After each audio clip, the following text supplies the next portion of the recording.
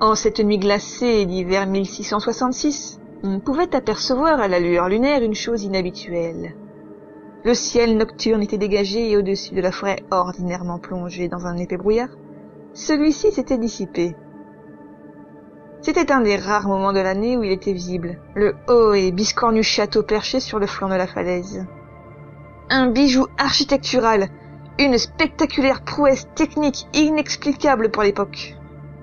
Construit de granit noir et pourpre, ses tuiles brillantes formaient un toit aussi pointu et saillant qu'une pointe de flèche. À cette période de l'année, quelques courageux bravaient le froid et le vent afin d'observer à la longue vue ce mystérieux édifice de nuit. On racontait alors au coin du feu qu'une faible lumière violacée émanait parfois de ses fenêtres, ce qui présageait la disparition des plus jeunes nés. La légende raconte que quiconque mettrait les pieds dans cette épaisse et silencieuse forêt ne revenait jamais. Seule une vieille vagabonde alcoolique prétendait être revenue de celle-ci. Elle décrivait alors une monstresse aux cheveux d'or et aux yeux de serpent volant la nuit et dévorant hommes, femmes et enfants. Quand elle en parlait, elle finissait toujours par perdre la tête, ainsi que sa crédibilité. Cependant, la vieille folle n'avait pas tout à fait tort quant à la nature de cette chose qu'elle appelait Swiffer. Les siècles passèrent, transportant avec eux la macabre histoire qui justifiait tant de disparitions. En effet, dans la plus haute salle de la plus haute tour, Swiffer se réveillait à la nuit tombée.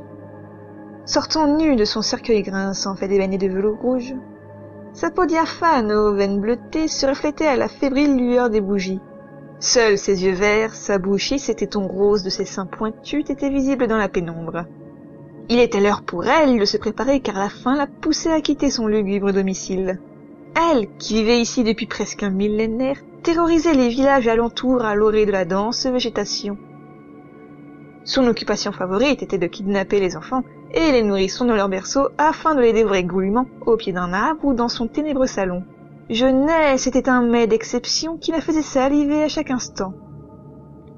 Devant son grand miroir, elle s'apprêtait en maquillant ses yeux fins et machiavéliques de suie noire et de suif à l'aide d'un petit os couronné de cheveux provenant d'un bébé.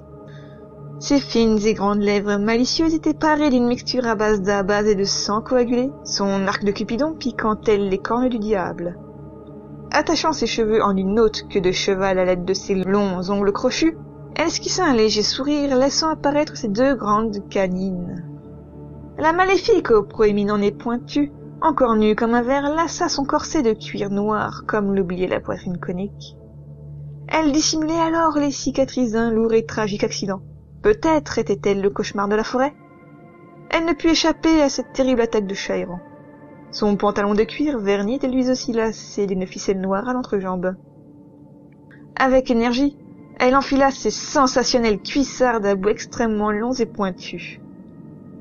Dans un mouvement de dédain, elle se vêtit de sa majestueuse et chaude cape de velours frappé d'un violet aussi profond que la peur qu'elle inspirait. Swiffer descendit rapidement les nombreuses marches de marbre de l'escalier en colimaçon en claquant ses hauts talons sur la pierre. Elle était fin prête pour son rituel quotidien. Elle installa son délicat postérieur sur le siège de son orgue et se mit à jouer telle une virtuose en transe son morceau préféré.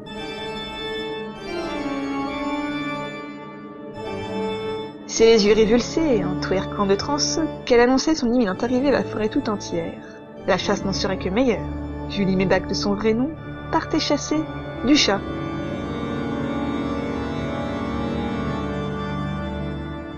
Swiffer déploya ses gigantesques ailes de chauve-souris veineuses et prit son envol tout en salivant, imaginant déjà son futur repas. Serait-ce un enfant rôti avec des pommes de terre? Ou bien un nourrisson bouilli hurlant dans son jacuzzi de sauce béchamel? Malheureusement, elle ne pouvait se satisfaire que de quelques chats errants et rabougris, tous à l'article de la mort et pleins de maladies. En effet, depuis son accident, elle n'était plus aussi bonne chasseuse qu'autrefois. De plus, se venger sur des félins était devenu son obsession. Il devait payer le prix de leur attaque pour toute l'éternité à venir. Dans son château, elle exerçait son sadisme sur de nombreux matous en captivité par bien de nombreuses manières. Volant en battant de ses membres additionnels, Julie se perdit dans ses fantasmes de chair fraîche.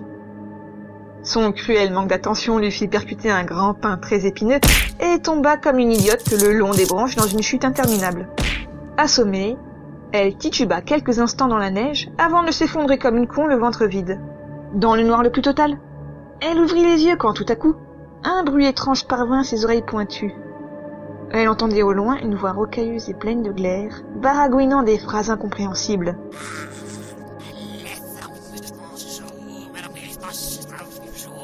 Une odeur abominable d'alcool et de décomposition vint au museau de notre vampire, ce qui la fit décamper à toute allure. Elle fendit le ciel affolée, valdinguant dans tous les sens. Celle-ci perdit le sens de l'orientation et percuta malencontreusement le clocher d'une église.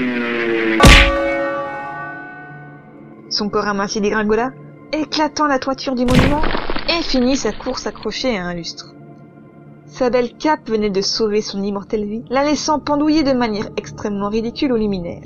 Après quelques instants dans les vapes, Swiffer reprit connaissance et aperçut stupéfaite une bande de villageois ahuris faire irruption dans le lieu de culte.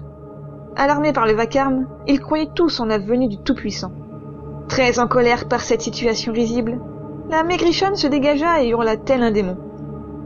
Avec son horrible zozotement, elle s'écria « Qui ose se dresser devant ma puissance ?» C'est alors qu'en ouvrant tous ses orifices et en battant de ses ailes, la satanée vampire créa un vent si violent et infernal qu'il en fit éclater les vitraux.